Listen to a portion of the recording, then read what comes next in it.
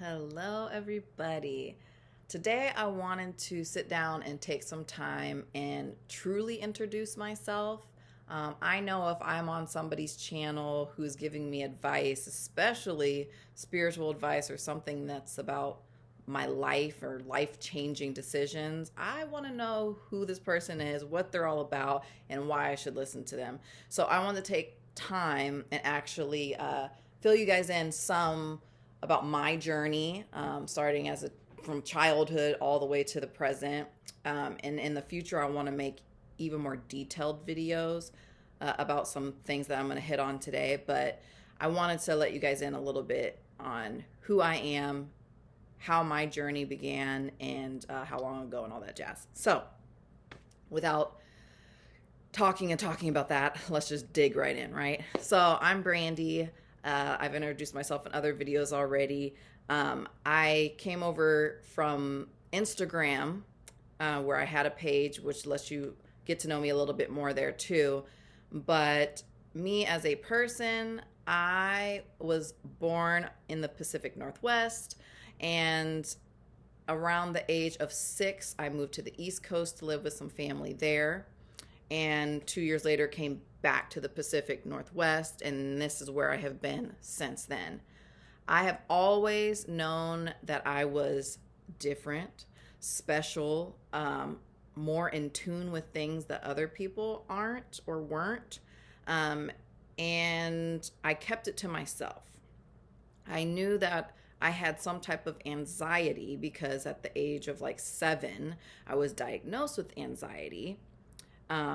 Because I did notice that when I would walk into groups of people, I felt a lot of things. I felt their emotions. I felt sadness if they were sad. And I knew these things weren't my own emotions, but I didn't know what to do about it. I didn't even know how to express it to my parents or my grandma or anything like that. I just knew that I felt a lot, and I was able to pretty much read people at a young age.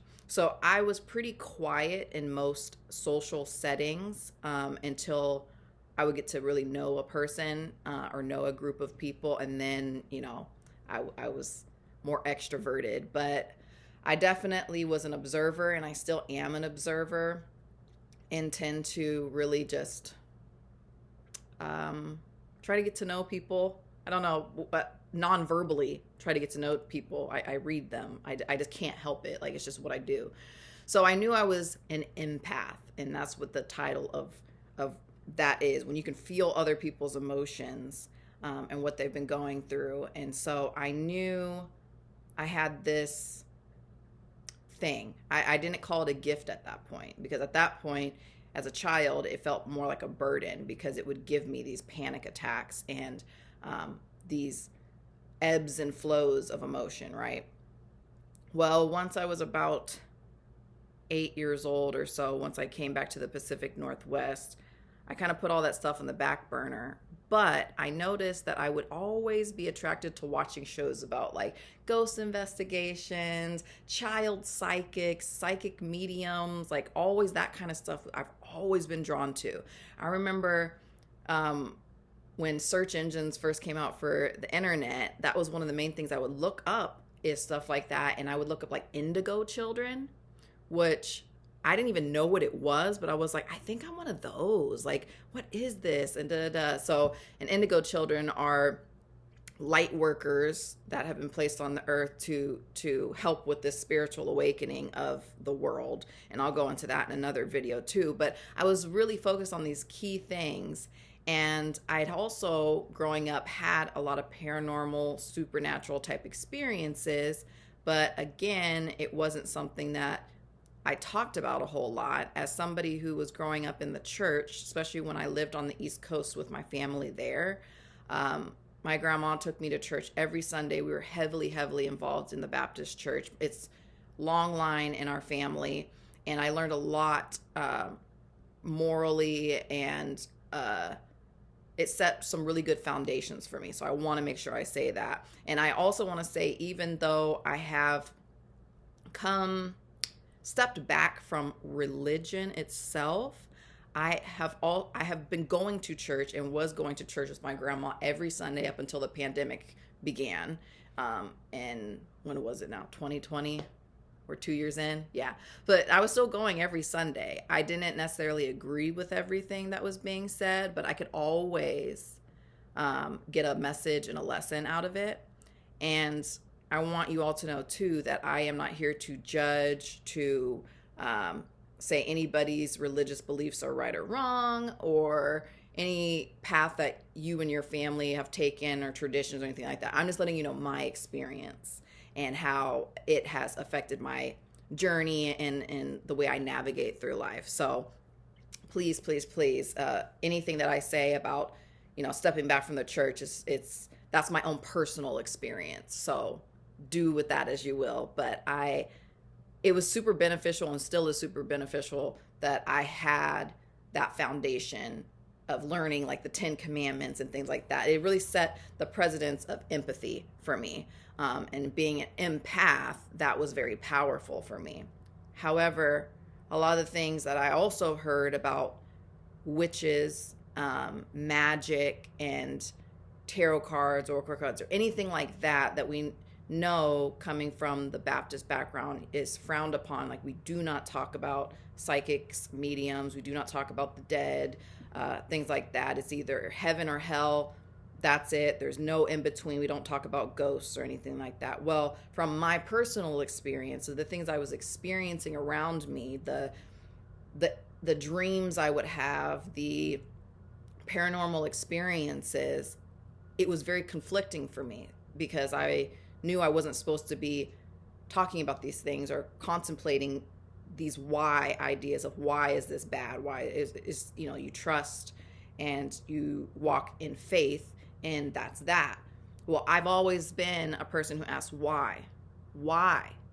Why is this bad? Why is this good? Why is it either heaven or hell and that is it? When I've seen spirit who have come and gone or been in that in-between land and things like that. So it kept piquing my interest, but I was able to ignore it and push it down for a long time. And so for a while there, I just focused on school and just making it through, high school, distracted myself with all the things that high school is.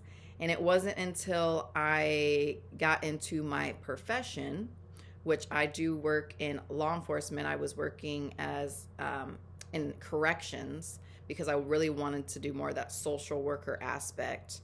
And in 2014, I think that's the timeline I've finally been able to grasp at, because I'm really bad at that.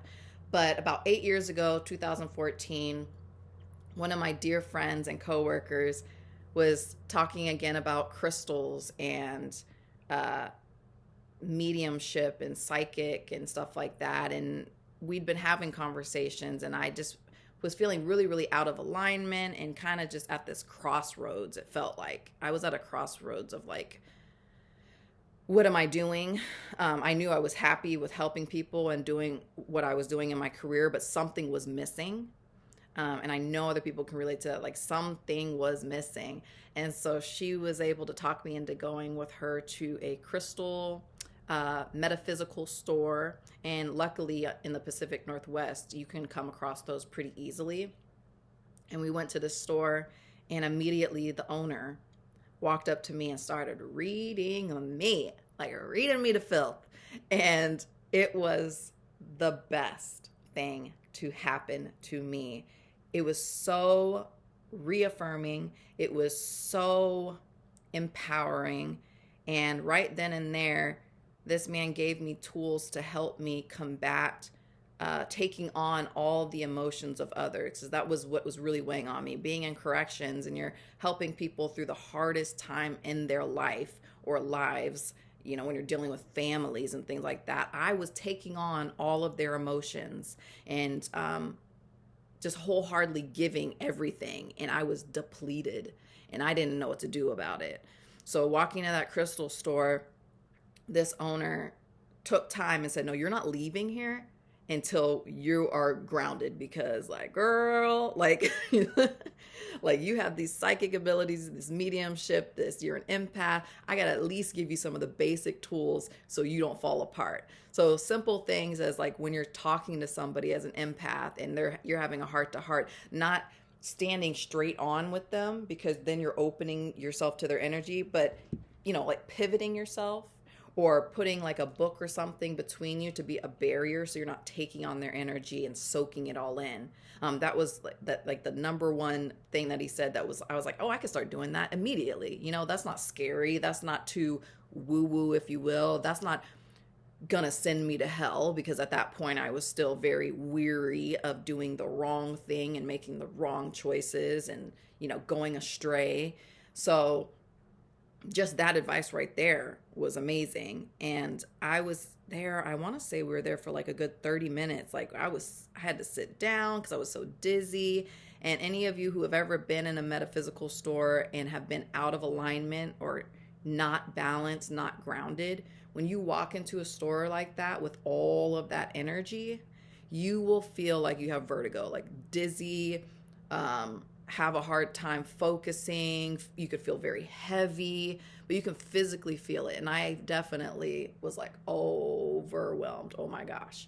So he really took his time with me and made sure that I felt better before I left there. And I had a few crystals with me, and that is where my reawakening began. Because I don't want to say it was my awakening. I always knew I had these gifts. And my stepmom always was good about kind of giving me little tidbits to keep me open and encourage me. And that's a story for another time too. But as an Indigenous woman, she really helped me, because of her culture, kind of keep that window a little bit open. And again, that's a story for another time. But I really appreciated that. And so I always didn't feel too weird to where I'm like, I'm the only person experiencing these things. That's what I want to say with that. But so my reawakening happens at this crystal store, and I'm just starting to feel more empowered, and I want to keep going. And so I find a mentor who is a Reiki practitioner. She's an amazing person. She was my first teacher, and I still try to keep in contact with her. And I've gone on many retreats because of her, and she actually is the one who certified me as a Reiki practitioner. I'm trying to remember what year that was. I want to say like 2017, the beginning of 2017 is when I finally received my certification as a Reiki practitioner. If you don't know what a Reiki practitioner is a energy worker, energy healer. I use my hands to either hover over somebody, or I don't even have to do that. I can just close my eyes, and I see colors when I close my eyes, which is another thing I wanted to mention. Growing up, I thought everybody saw colors when they closed their eyes. I didn't realize that most people see just blackness when they close their eyes.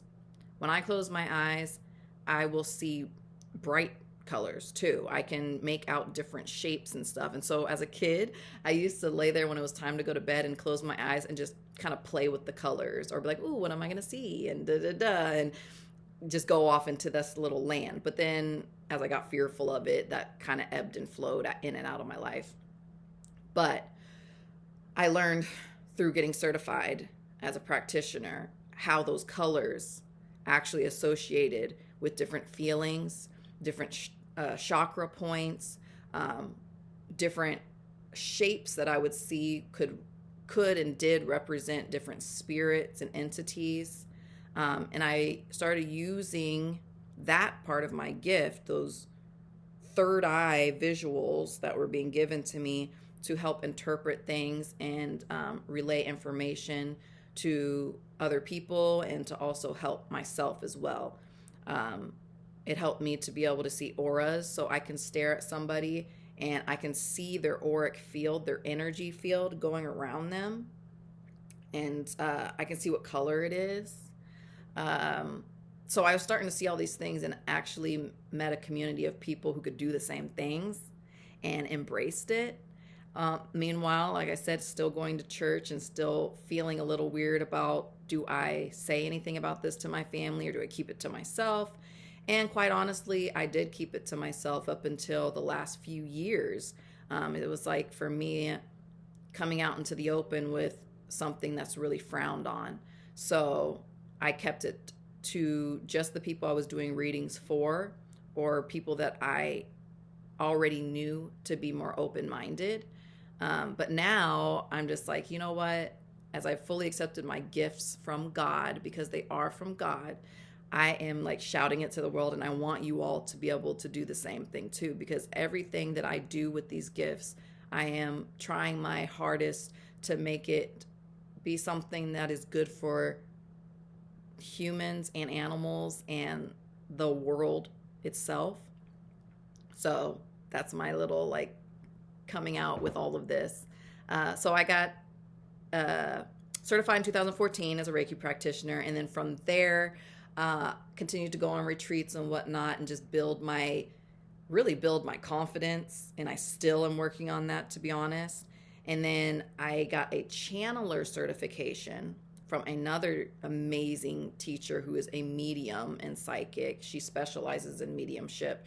So I started opening that door a little bit more, which was always and still sometimes scares me. It's always been the scariest part to me, mediumship, talking to our deceased loved ones and sometimes not so loved entities. So I really have been finding boundaries and balance with that and working on that. But through learning to channel properly, I have been able to relay messages for groups of people and for just people that I'm connected to. People I'm having conversations with, I'll just start channeling messages from spirit.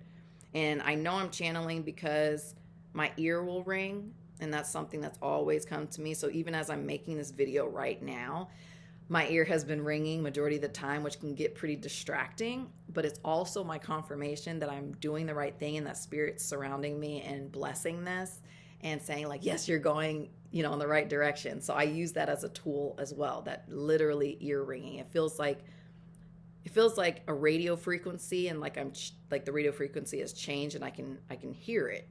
So yeah, so that's how I know when I'm channeling spirit. And a lot of times I won't remember exactly what I said because it's not me, Brandy, speaking.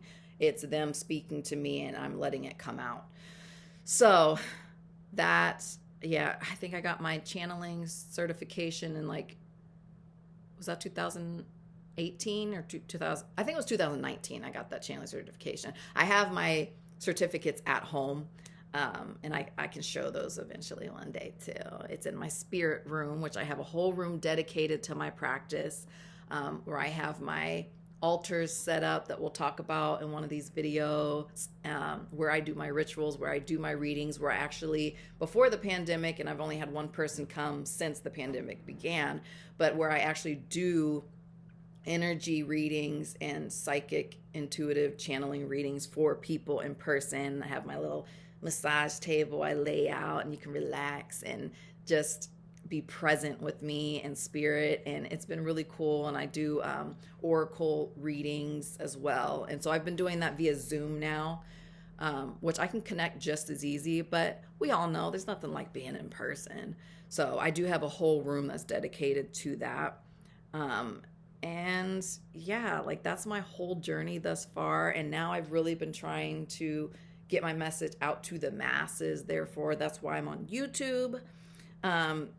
Through my life obstacles, spirit has been right there by my side. And the more and more I connect with my spirit court, my ancestors, and angels and guides, that's who all my spirit court is. They're my ancestors, my deceased loved ones, angels, and spirit guides. And then of course, God the divine, of course. So that's when I say spirit court, I'm referring to all that group right there. Only beings of love and light, only beings that want the best and highest good for me and for you guys as well. So that's who I connect with. But they've been guiding me through hardships and this crazy life's journey, and I am so incredibly grateful. And now that I'm sitting here and doing these videos, I have really exciting stuff coming up in the future that I just can't wait. And I remember, I remember my first teacher telling me, like, oh, you're going to be a teacher one day. I see you like doing what I do, like having these retreats and, spreading the word of spirituality to everyone and doing this and that. And I was like, girl, no, you crazy. Like I could never. And here I sit. I had the channeling certification teacher also tell me the same thing. And I was like, girl, you crazy. Once again, I was not believing. And now my current teacher, who I've been learning a lot from too when it comes to right now, like hoodoo and voodoo and all of the ancestral practices of the people that come from my lineage that came from Africa, the diaspora.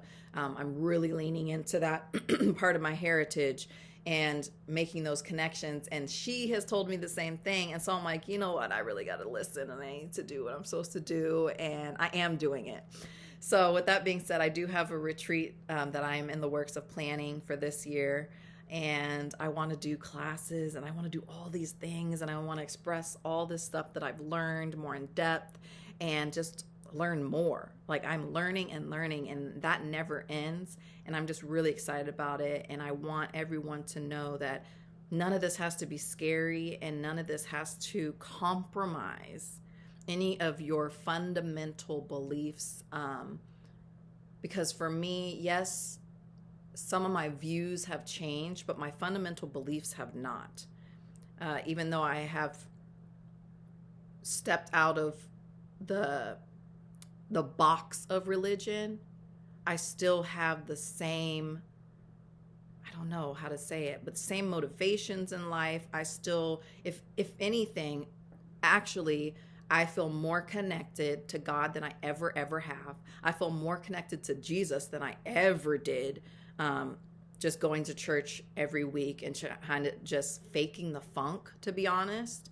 Now that I have a personal relationship, right? A personal relationship with my spirits, which include Jesus and all the other angels and guides and other deities as well, as I'm understanding more of how it all connects in this world and how it connects to the universe, because the universe, there's more to this and more to souls and spirits than just our proximity of where we live. So I'll leave that there before I lose anybody. But there's the bigger picture. I'm understanding the bigger picture now. And it's beautiful. And it's quite honestly a relief. And I want to share that relief, that rejuvenation, that empowerment with you guys, and let you in even more on like different chapters of my journey, especially if anything that you guys might have direct questions about, or how to navigate, how to make sure you don't stumble into certain things and that, because there's a lot of just like with anything, there's a lot of like false information, false prophets, false teachers, there's a lot of scary things as well. And so using your intuition, which is why I started with that video, is using your intuition so you can trust yourself and trust your gut and knowing who you're listening to and learning from. And also remembering that we are all human beings at this point and none of us are perfect. So even our teachers, even the ones that we look to, are not perfect. They may be wise, but they're not perfect beings because none of us are. So those are some lessons I've had to learn along the way, and I wouldn't change any of it. But I have some really great teachers in my circle, and I always recommend them to people when they're in need of somebody, especially if I'm not doing readings and things at that time. So please reach out to me if you're ever looking for something specific, or if I'm not the one to help you, I will always guide you to somebody that can. But yeah, I have a lot to share. So I can't wait. And I honestly feel like this is another like door opening for me into the unknown, which is a little bit scary, but at the same time very exciting, because every door that I've opened thus far has led to more exciting and fulfilling things in my life, in my soul's journey. So I want you guys to feel comfortable with me, and hopefully knowing a little bit more about my past. Hopefully that'll help you guys decide if you want to walk with me for a little bit. And know that I do not know everything. I do not claim to know everything. I am not here to judge. I'm not here to convince you of anything. I'm just here to share my experiences and share the different tools and avenues and education that I've learned thus far. And hopefully you guys can teach me a few things too. So please reach out. But yeah, that's me. I try not to put too many labels on myself. I'm not a big fan of labels. As somebody who comes from a biracial background, a very interesting family dynamic and things like that, I'm not a huge fan of boxes and labels, but I do understand that our brain needs some of these in order to know who to trust and things like that. That kind of, I don't know how to say it, that safety concerns, right? Like we all want to feel safe and secure with who we're talking to, what we're doing, and things like that. So I get that. So I do put a couple labels and titles for myself, but I'm never married to any of those type of ideas. I'm pretty fluid in all the things that I'm learning. So welcome, and thank you for listening to me. If you made it this far in the video, because this is the longest video I've made, almost 30 minutes. Goodness gracious. But yeah, that's a little bit about me. I think I'll end it there. If you got questions, leave comments. I'll answer them. And thank you.